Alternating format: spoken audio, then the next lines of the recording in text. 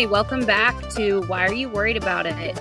It's a podcast towards a better you. Thanks so much for joining us. I'm Lindsay Bush, with HR Director with Crossroads Counseling. Hey everybody, it's Susie Arbo, and I am a licensed professional counselor and a motivational speaker. And so we love this podcast because we are all on this growth journey, this journey to being our best versions of ourselves, and we are constantly trying to do anything we can to make life better for us and other people. And so we thought, what not but a better way than to kind of be on this journey with everybody else too. Yes, we want to get all the master of the minds out here and start talking about things that people are thinking about and maybe struggle with, and just kind of have a hard time with finding a place and how things work. So we just want to talk about those things and bring to light some of those coping skills and the journey that we're going through, for sure. I know Susie and I both talk about it all the time, and we're both a work in progress. So we're excited to have you here with us and work through some of these things. Yes, and we actually named this podcast "Why You Worried About It," and yeah, it's kind of a funny name, but our good friend Jesse Perkins from South Dakota kind of always has this little motto and says that. And so in this podcast, we really want to focus on things that maybe we should be worried about that happen to us, whether it be managing our time wisely or caring about our mental health and our self-care, like those things we should worry about. Then isn't there like a whole lot of things that we spend time worrying about that we shouldn't worry about? Oh, yes, for sure. And then you got to just kind of bring it back in and go, why am I even worried about it? Is it going to be a problem in 5 minutes, 5 days, 5 weeks? Like, if it's not worth it, then what are we doing? Why are we wasting our time? And we have so much energy we could be putting in so many good things. So, Absolutely. Absolutely. My sister said a really cool thing to me today. She was saying, she was talking about fear versus faith. And she had said, you can't think about both of those at the same time, and so if you're kind of living life in fear, like worried about things all the time, then you really can't have faith that things are going to turn out and they're going to work out and stuff. And so we were just talking about how important it is for our brains and to get on the right thoughts of, you know what, let's have faith that we're going to work hard, that life is going to be good, and that we're going to get through it in the best way possible. So I thought that was kind of a neat little relevant topic to talk about today too. But today, as you know, we are totally into mental health. We live it every day with our profession. We have a group practice in Missouri, and every single day we reach out to people that are either going through something with their mental health, whether it's their own stuff, maybe it's a disorder going on, maybe it is a family member that they're struggling with, it could be a financial situation. Life is full of stressors, as we know, and so we're kind of in the front line working with people every single day, helping them to be their best mentally and emotionally.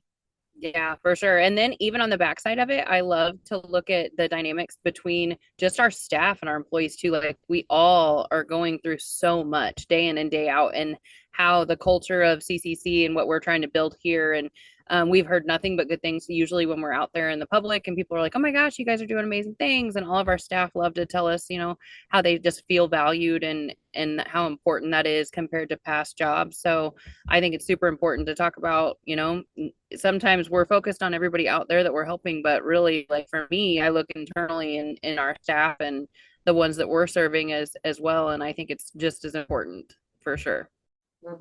Yes, absolutely. And even, I get the opportunity to go in every week to all these different professions of all these businesses, whether it's construction workers, whether it's the manufacturing fields, educators, healthcare businesses. Today, I was just in a financial company, and companies are really turning kind of that next page into looking at their employees and how they feel emotionally. And to me, like that is such a huge, huge, huge step in the right direction. The old school of thought used to be leave your problems at the door. When you come to work, put your game face on, show up, regardless of what you're going through, just show up and perform. And we're finding as a society that that doesn't work well.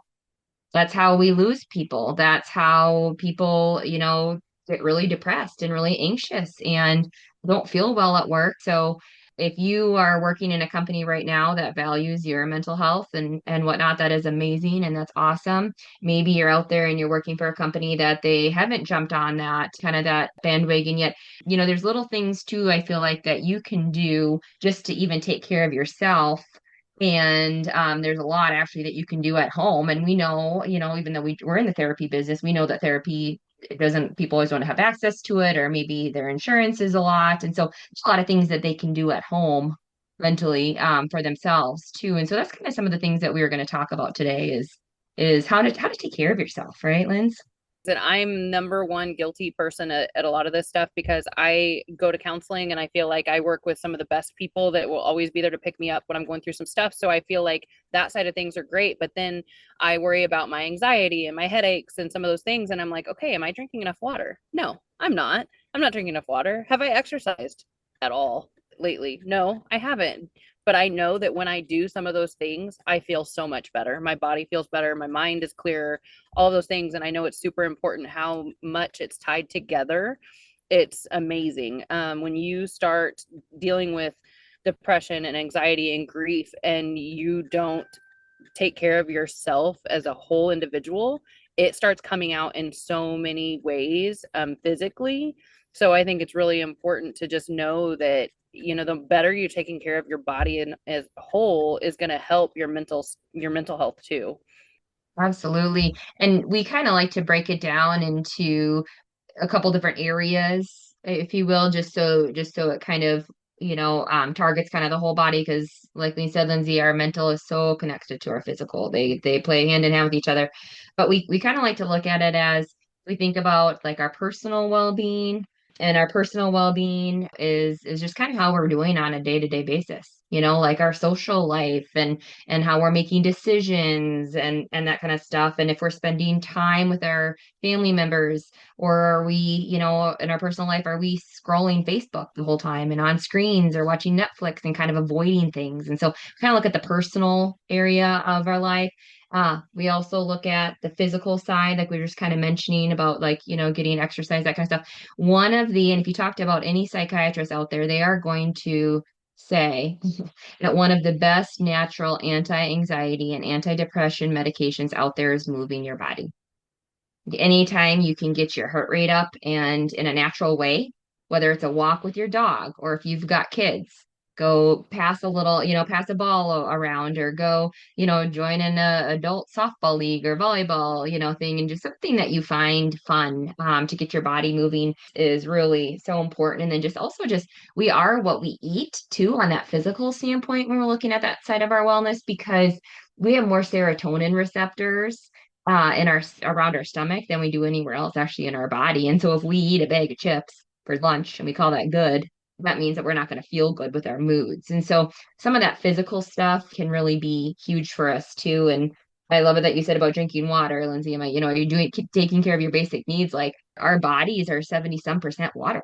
They're not 70 some percent Dr. Pepper, Coca-Cola Classic, like, they're water. And so we need to be pumping ourselves through a good one. So and then the spiritual side of things is another kind of area of wellness that we like to focus in on ourselves and our clients. Lindsay, what are some things that you do on the spiritual side? So I went to church this last Sunday and I even told my kids, I'm like, let's go, let's be in the pews. For me, that's important. Not everybody, it doesn't look the same for everybody. Sometimes that's stressful and I get that. But I also, it's funny that we're talking about this today because I just checked in with my accountability partner through work and she said, so what are some things that you're working on? What does your accountability look like? And I told her, drinking water was one. And then my daily devotions, I try to do those. And I used to be like, you get a new book and you get super excited about it. And I'm ready to go. And I'm all, I got my new pens and highlighters and I'm ready to just really dive in. And then, a week goes by and then you forget about it and it's really fallen off track. So for me, that's something I really want to try to do. And I think that helps me stay connected in the spiritual realm. And that, I mean, that can look different for everybody, whatever that is. It's like, I know Susie's talked about taking your walks and having your time with God. And sometimes if you're not even a real religious person, it's what is it that sets you or it gets you back to your, I hate to say normal because what's normal, but what's your healthy place? Like what do you go to whenever you need those things? So anything like that that helps center you or ground you is really important to do. That's right. Everybody kind of has their own little way that they are in touch with their spiritual side, and anything goes really. Even just it could be something as simple as watching a sunrise and a sunset, or figuring out if you do have a higher power, what that looks like. And I get a little devotion on my phone every morning at 5 o'clock. It comes through my email, and that's one of the first things I do, my little gratitude, and then I read that little thing, and then it just kind of sets the tone for the day, and it just feels good. Even spending time in nature is another way that you can engage in your spiritual side as well. So to touch on that, I was really thinking when you were talking about that, how it could look different and taking your walks. I'm really thinking of just being mindful.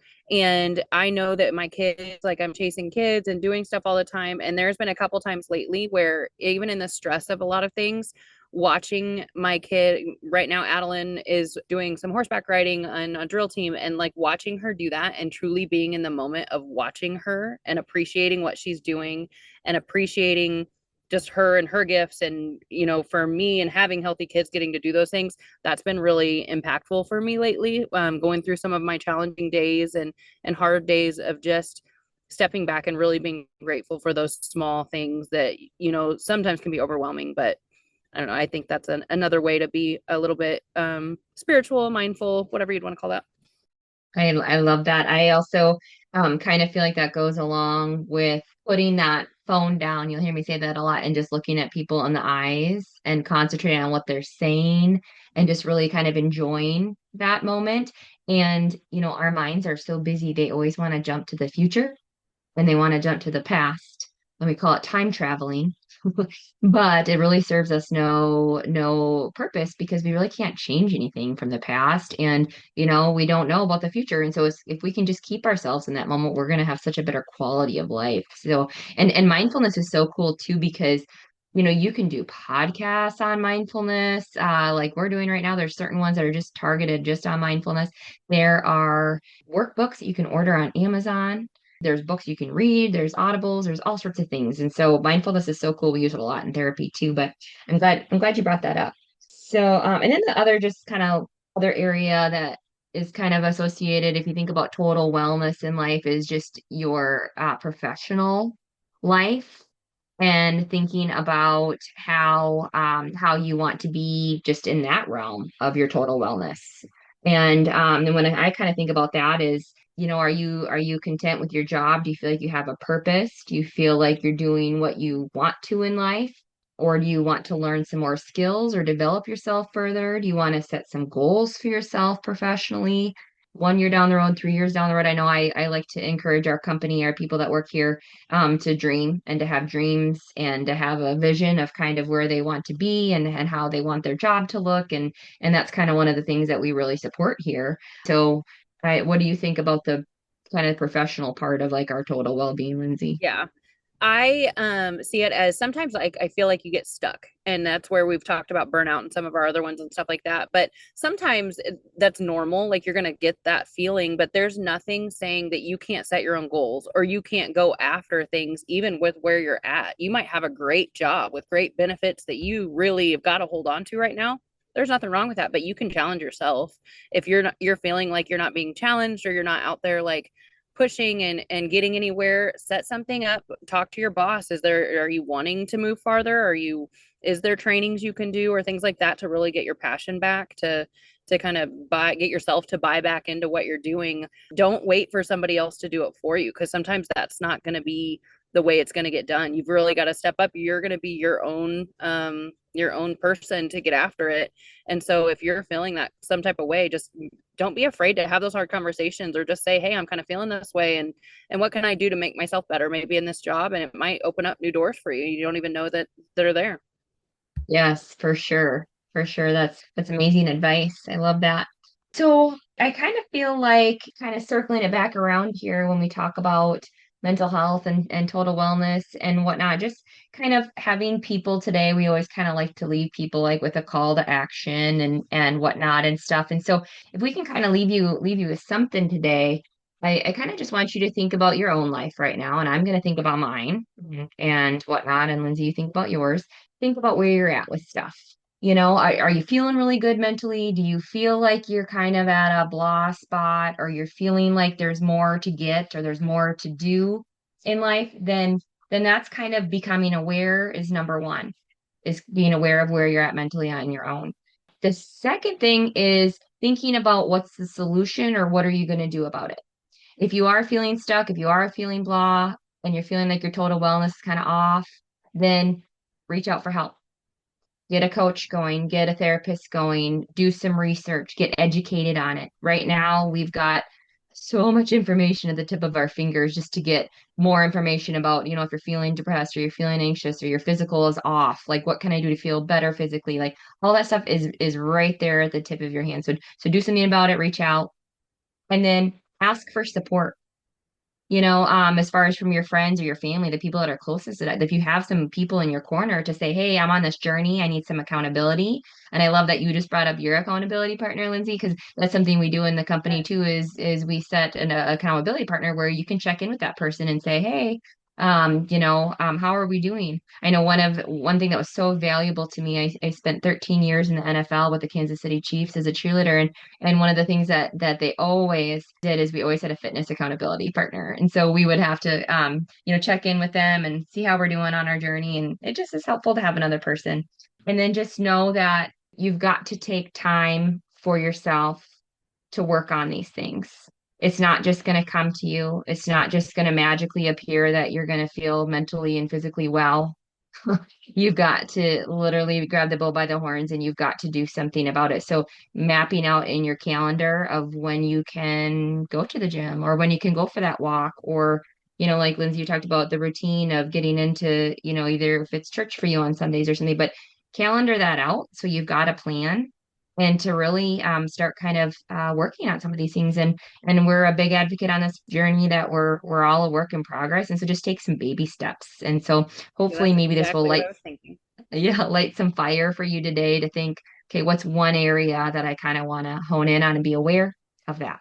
You just shared with us in our leadership a quote that stuck with me, and I love it. It was, and if I get it wrong, correct me, but your next step is your best step. And that I think is really resonates. Like you're not going to get anywhere if you're not doing something, but even if it's small, just take that little step and see how it makes you feel, and you'll start building on it. Absolutely. Yep, that's the name of the game. So, well, hopefully people got something out of this. I know I've already got some things rolling in my mind that I want to write in my planner when I get done here to get moving in this area some more. So, we just appreciate everybody on this amazing journey with us called life. That's right. Remember, why are you worried about it? Please follow us on Facebook. Watch, we have tons of fun events coming up. So definitely find us there. You can also find us at countrycrossroadscounseling.com. We would love to hear from you and love any feedback. So definitely check us out and watch for our next episodes.